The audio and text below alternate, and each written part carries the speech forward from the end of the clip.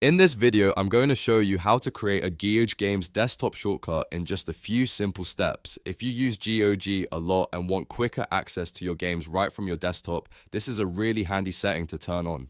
It only takes a moment, and once it's enabled, your installed games can create shortcuts automatically so you can launch them faster. If this tutorial helps, make sure to hit like and subscribe for more quick software guides. Alright, let's jump in. First, open the GOG app on your computer. Once it loads, look to the top left corner of the app and click the cog icon. That cog icon opens the main settings menu where you can adjust how the app behaves. After clicking the cog, select Settings from the menu. This is where GOG lets you control a variety of app and install options. Now, on the left side of the settings window, make sure you are in the Installing Updating tab. This is the section that controls installation behavior, update preferences, and shortcut options for your games. If you're not already on that tab, just click it from the left-hand menu.